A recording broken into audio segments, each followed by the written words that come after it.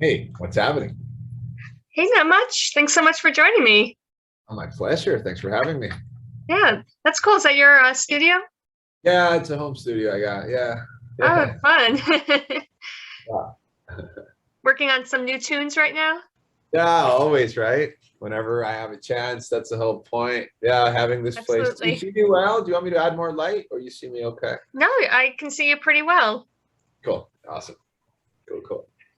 Yeah, well, let's talk about your latest singles. I have to say, Strange Love, that is a killer melodic song. I, Yeah. I really love it.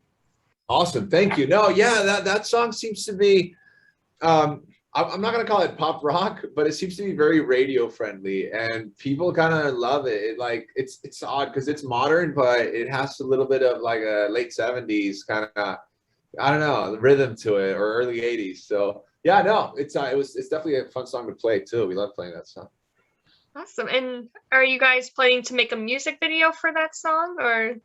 Not We're sure. doing a live video, so we're working on it right now, and we're doing all the mixing, and the sound is all live, but live sound is never great, so we got to run it through our audio engineer and mix it, and also it'll come out good, but we need a few more days, but we'll put it out there for sure. Oh, that's fun. And so the first single, Tattooed, right? That has Richard Fortus on it. Yeah, so Richard from GNR Guns N' Roses, he collaborated with us on that song, and it was such a trip, to get somebody from his level and being part of such a well-known, successful band to collaborate with us, and Absolutely. considering it was our debut, right? First time writing originals and coming out with stuff. No, it was great. Dude's virtuoso, the dude's kick-ass guitar player, so yeah, fantastic. Yeah, no doubt. That must be really fun. And what was the highlight of recording Icarus, the debut album? Do you have any specific moments that stick out to you?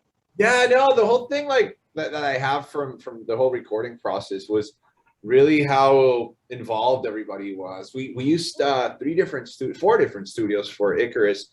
We used the Hideout here in Las Vegas, which is where bands like Ozzy Osbourne, Five Finger Death Punch, even Lady Gaga has recorded there, right? And then we used the Tone Factory also in Las Vegas, which add another endless list of famous, successful musicians. And then we flew up to the Kill Room in Seattle, where our recording engineer is from, and he has that studio over there. So we did bass at the Hideout in Vegas. Sorry, we did drums at the Hideout in Vegas, bass at Tone Factory in Las Vegas, and then we did vocals and guitars at the Kill Room in Seattle. So no, yeah, that was a blast. And then we also did some stuff here in my home studio and mostly demos and things like that. So it was quite involved. And what the biggest highlight is that we were all together all the time. And even if somebody wasn't doing anything that day, we're all there just drinking, having fun, and supporting each other. So it was great. Oh, that sounds fun. And I have to know, what's the backstory of the song Teenage Stoner? Is that based on personal experience? So Noel wrote that song, and yes, it's 100% based on personal experience. And it's kind of funny because everybody has a different writing method, right? So for me, I like to sit down with a bottle of whiskey and just start writing ideas that come to my head, and they're mostly revolve around failed and toxic love and things like that. And then Noelle is the same. She likes to sit down and the song will tell you what she likes to do while writing, right? But she comes from personal history, right? From experiences, and most of her lyrics come from things she's experienced. And she's had quite an intense life. And then Jerry, our singer, he's more of a same as Lohan, my guitar player. He's more of a riff melody coming up with some of the guitar, and then he'll add some lyrics to it. So everybody has a different process. But yeah, to answer your question, that's Noel's personal experience, 100%, 100%. Cool. I'm kind of picturing kind of like a heavy riff to that song. Am I right with that or? Teenage Stoner is we kind of go with that's a good guess, but it's a little bit of a pop punk tune that we have a little bit of influences from like the Blink 182, maybe Green I Day. was gonna say, punk too, because that Yeah, I don't know, when you think of like a teenage stoner, you kind of think of, a punk or something. 100%, 100%. But we do have heavier riffs in Wasted, which could be a song that you would expect a band like Alice in Chains to write, or Past the Deceased, same kind of heavier, darker riffs. But yeah, Teenage Stoner is definitely a pop punk kind of song. Yeah. Nice. Well, speaking of Alice in Chains, I know you guys have a lot of influences, but that's one of them, right? It's the era that we were influenced by, like the big rock star and the enigmatic band, and you really didn't know a lot about them. And even I'm not gonna say pre-internet, but early stages of the internet, where there wasn't a lot of information out there. It was a little bit of like mysticism towards, you know, what the band's about, who the members are. We're definitely from that era, late 80s with GNR, then going through the 90s with Pearl Jam, Soundgarden, Alice in Chains, and then we kind of park ourselves at Green Day, Linkin Park in the early 2000s. But those are definitely our influences. But if you ask individually, those are my influences 100%, right? But if you ask Noelle, she only listens to Pearl Jam and Alice in Chains. It's almost funny. Like, I don't think she even listens to our own band. Like on her Spotify or Apple Music, she probably doesn't even have us saved. She just listens to those bands. It's pretty crazy. And Jerry is also similar to me, but he's the biggest fan of Matchbox 20, Rob Thomas. He loves that. So it's a little bit more radio friendly alt rock than grungy. And Lohan, interestingly enough, his favorite band is Kiss, and then second favorite is probably GNR and Bon Jovi tied. So he comes from more of a late 70s, early 70s, and mid 80s background for sure. Okay, so that's where all your different sounds kind of come together. Yeah, and you can see that on the record. It's coming out on Friday, and you'll see that we didn't want to compromise and put us in a box in one genre. We just wanted to go a different route. We wanted to say, look, let's bring all our influences in, and let's write songs that you know, one song could be a little pop punk, the other one could be grungy, the other one could be alt rock, and so on. And we kind of, it's ambitious, right? Because some people want to only listen to one band do the same thing over and over again.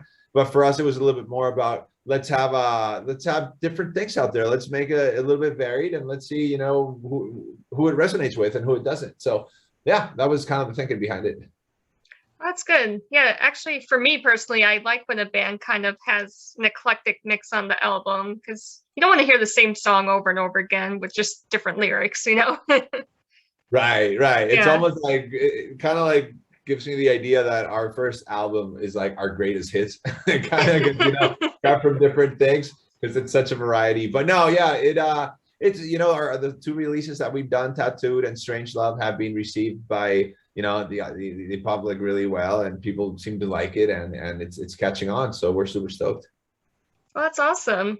And I have to ask, you know, with live music slowly making a comeback, you know, do you guys hopefully have plans to hit the road, or at least do some shows where you can? Because I know every state, it's like so different. Oh yeah, but Vegas has been open for like 4 months or so, and we've been playing like every weekend. We have double duty in a couple of weekends where we're playing 2 gigs in one night, and so we've been playing every weekend, sometimes during the week, and it's been like that already for like 3-4 months, and we're booked for the next 6-7 weeks. So we're definitely looking at doing a tour in 2022 and playing a few festivals around the country. International travel, not quite yet, because of the uncertainty that every country has different requirements and it's constantly changing. But no, we're definitely all about getting on the road soon, and yeah, playing live for sure. Yeah, well, I guess that makes sense that Las Vegas, you know, is open, because, you know, a lot of tourists go there. Right. No, yeah, Vegas has been on fire for a while now. It's packed here every weekend and during the week too. Wow. Yeah, it's been great. Crowds have been great. So. That's good for musicians. Yeah, no, there's definitely a lot of people that want to listen to live music. So that's definitely been great for us. Every time we play, there's a bunch of people there. So no, it's been great. Oh, nice. And what would you say is the best concert you ever went to as a fan?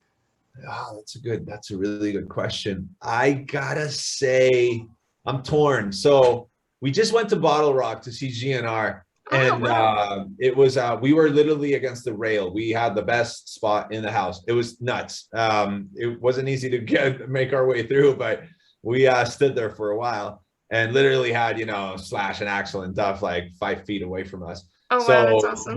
I gotta say, from an experience perspective, to see a show so close, that one was probably the best. Everything about Bottle Rock was just fantastic. They organized it real well.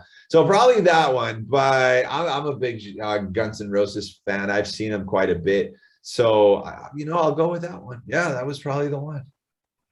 No, that would be a really good one. Unfortunately, I missed them when they came to Boston. I think it was probably about a month ago. Yeah, I was so bummed that I missed it. yeah, no, they put on a great show, especially, seeing Richard Fortus on stage, who we collaborated with, and, seeing Kat Bensova running around. She's their official photographer. We did a photo session with her. So we feel like we're part of the extended family, even though with COVID, we weren't able to, go say hi to Richard or anything like that, and have to stay away from Kat, even though, we saw each other like, hey. But yeah, we feel like we're part of the extended family to a certain extent. And yeah, it's just great to see him. Oh, that's cool. And I have to ask, as I'm a big fan of riffs, so as a bass player, do you have a favorite bass riff that when you listen to it, you're like, oh man, this is such a killer bass riff? Yeah, no, but there's so many out there that I know, right? But I sound like a broken record, but one of my favorites is Double Talk and Jive, and that bass riff is great. But I mean, there's so many I could come up with, and we play every now and then. We'll play some covers, and I love playing Audio Slave, Cochise, or things like that. There's so many though. That's a tough question. Strange Love, by the way, has a great bass line to it, so it's very involved. It's a workout. I love playing that song. I'm a sucker for a really good riff. Yeah, hell yeah. Well, is there anything else that you want to mention about the band or the album before we sign off? Yeah, well, we're coming out this Friday, so the 24th. Icarus, our album, is coming out. Definitely follow us on Instagram. It's at Velvet Chains Band. We're on all the social media platforms, but Instagram is probably our most active. And then follow us on Spotify. That makes a huge difference, and it helps us a lot. So no, I'm super stoked to talk to you. I love what you do and love your audience. And yeah, looking forward to more live shows and coming back on if you ever need us. So yeah. Yeah, definitely. Yeah, thanks so much for joining me.